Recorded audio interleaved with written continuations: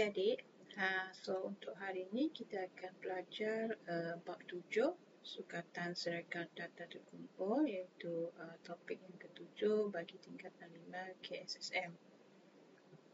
Okay, standard kandungan untuk topik ini 7.1 serangkan. Standard pembelajaran 7.1.1 membina histogram dan poligon kegerapan bagi suatu set data terkumpul. Okey, sebelum itu kita ulang kaji sedikit semasa tingkatan 4, iaitu cara mentafsir serangkan bagi data tak terkumpul menggunakan plot batang dan daun dan juga plot titik.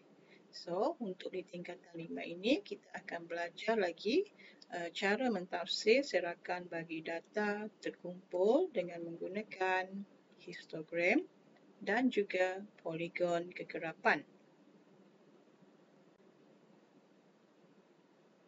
Okay, sebelum membina dan melukis graf, adik-adik perlu mengetahui apakah itu selang kelas, had bawah, had atas, titik tengah, sempadan bawah, sempadan atas, dan kegerapan longgokan. Okey, berikut diberikan satu contoh data yang menunjukkan bilangan buku latihan yang dimiliki oleh 20 orang murid. Diberi bilangan kelas ialah 3. Jadi langkah awal kita dalam berdasarkan data tadi, adik-adik kena mengenal pasti data terbesar dan data terkecil. Okay, jadi daripada data secara rawak tadi, data terbesar kita dapati nilainya ialah 15 dan data terkecilnya ialah 1. Jadi apakah julatnya ialah kita tolakkan data terkecil daripada data terbesar, iaitu 15 tolak 1 sama dengan 14. Okey, saiz selang kelas boleh diperolehi dengan cara kita membahagikan julat dengan bilangan kelas yang dikendaki. Okey, so julat tadi kita dapati nilai dia ialah 14. Kemudian maklumat dalam contoh tadi bilangan kelas telah diberikan dikendaki 3. Jadi kita bahagikan 14 per 3, kita akan dapati nilainya ialah 4.67. So bila dibundarkan maksudnya kita akan dapat 5. So saiz selang kelas ialah daripada data tadi ialah 5. Okey, apabila saiz selang kelas ialah 5, kita boleh membuat pembahagian selang kelas untuk mendapatkan 3 bilangan kelas, iaitu 1 hingga 5, 6 hingga 10 dan 11 hingga 15. Okey, yang kedua, had bawah ialah nilai terkecil dan had atas ialah nilai terbesar dalam setiap selang kelas. So, sebagai contoh, bagi selang kelas 1 hingga 5, had bawahnya ialah 1 dan had atasnya ialah 5. Okey, apakah titik tengah? Titik tengah ialah had bawah tambah had atas bahagi 2. Okey, untuk sempadan bawah, sama dengan had atas kelas sebelumnya, tambah had bawah kelas itu dan dibahagi 2, dan untuk sempadan atas sama dengan had atas kelas itu tambah had bawah kelas lepasnya dan dibahagi 2. Okey, yang keenam, kegerapan longgokan ialah hasil tambah semua kegerapan sehingga satu nilai tertentu dalam satu set data. Kegerapan longgokan yang terakhir adalah sama dengan jumlah kegerapan. Okey, berikut hasil daripada pengiraan kita yang daripada langkah-langkah tadi 1 hingga 6, kita boleh membina satu jadual kegerapan. Okay, so tadi bilangan buku tadi, yang ini selang kelasnya ialah 1 hingga 5, 6 hingga 10 dan 11 hingga 14, kerana dikendaki tadi ialah hanya 3 kelas sahaja. Jadi kegerapan tu kita boleh tengok buku 1 hingga yang mempunyai buku 1 hingga 5 buah ada berapa ramai. So, kegerapan longgokan, had bawah, had atas, titik tengah, sempadan bawah dan sempadan atas. Cikgu telah berikan tadi cara untuk kita membuat pengiraan di slide sebelum ni. Okey, histogram ialah satu perwakilan grafik yang telah dikumpulkan dalam julat dengan menggunakan palang bersebelahan. Tinggi palang dalam histogram mewakili kegerapan sesuatu kelas. Okey, bagaimana kita hendak membina histogram? Kita boleh mengikuti langkah-langkah berikut. Pertama, kita hendaklah mencari sempadan bawah dan sempadan atas setiap kelas. Kemudian, kita hendaklah memilih skala yang sesuai bagi paksi mencancang dan juga paksi mengufuk. Kena wakilkan kegerapan pada paksi mencancang dan sempadan kelas bagi paksi mengufuk. Kemudian, kita hendaklah melukis palang yang mewakili setiap selang kelas dengan lebarnya sama dengan saiz selang kelas dan tingginya berkadaran dengan kegerapan. Okey, poligon kegerapan ialah graf yang memaparkan data terkumpul menggunakan garis lurus dengan cara menyambungkan titik tengah setiap kelas pada hujung atas setiap palang dalam histogram. So, actually sebenarnya untuk poligon kegerapan bergantung kepada soalan sama ada dia menghendaki kita melukiskan histogram terlebih dahulu ataupun terus kepada poligon kegerapan. So, jika soalan tidak menghendaki histogram, maksudnya kita tidak perlu melukis histogram.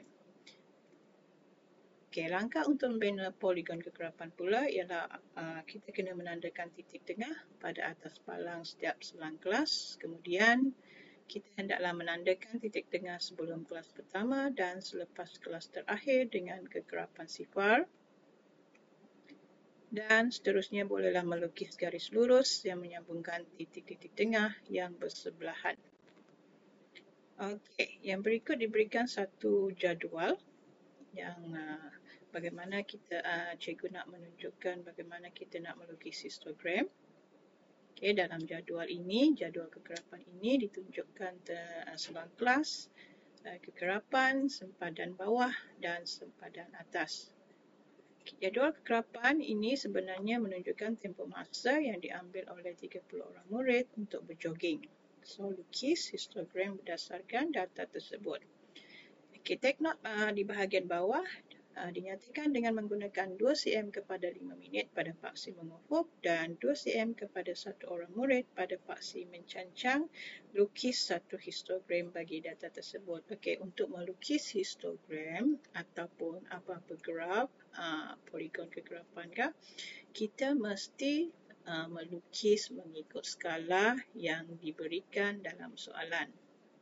Okey, kalau kita tak lukis mengikut skala, maknanya kita tidak akan mendapat markah penuh dalam peperiksaan. Ya. Okey, cikgu nak tunjukkan bagaimana nak melukis histogram. Mula-mula kita kena membina, melukis paksi X dan paksi Y. Telah dinyatakan dalam nota cikgu tadi sebelum ni. Untuk paksi mencancang ialah kita gunakan untuk mewakilkan kegerapan.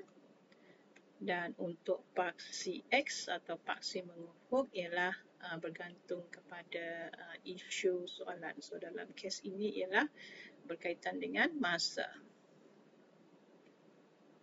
Okey, berdasarkan kegerapan dalam jadual kegerapan tadi, kita dapati masa untuk selang kelas yang pertama, kegerapannya ialah 4. Seterusnya, selang kelas 24.5 hingga 29.5, kegerapannya ialah 7. Kegerapan seterusnya ialah 8, 6 dan juga 5. Jadi untuk histogram pastikan setiap palang itu adalah melekat. Ya, dia dekat, tak boleh jarak. Okey. Kena beri perhatian bahawa skala seragam mestilah memenuhi julat paksi X dan paksi Y. Okay, bagaimana pula untuk melukis poligon kegerapan? Sebelum itu, kena ada data. So, contoh ni, Raja menunjukkan markah yang diperoleh sekumpulan 36 orang murid dalam suatu ujian matematik. Dan skala yang diberi ialah 2 cm kepada 5 markah pada paksi mengufuk dan 2 cm kepada 1 orang pada paksi mencancang. Lukiskan satu poligon kegerapan bagi data tersebut. Okey. Sebenarnya kita kena membina dulu satu jadual kegerapan. kita kena sediakan bahagian markah, iaitu yang sebenarnya adalah menunjukkan selang kelas, kemudian kegerapan dan juga titik tengah.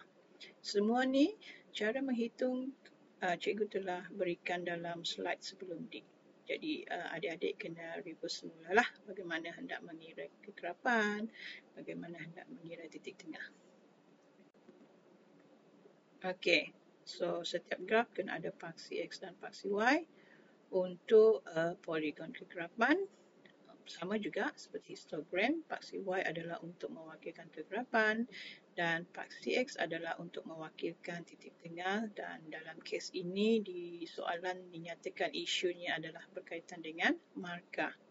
So untuk 23, kita kena membuat penambahan satu selang kelas sebelum yang dimulakan dengan kegerapan kosong. Okey, 28 ada 2, 33 kegerapannya ialah 5, 38 kegerapannya 7. Okey, semua ini adalah berdasarkan jadual dan pastikan juga berakhir dengan kegerapan kosong.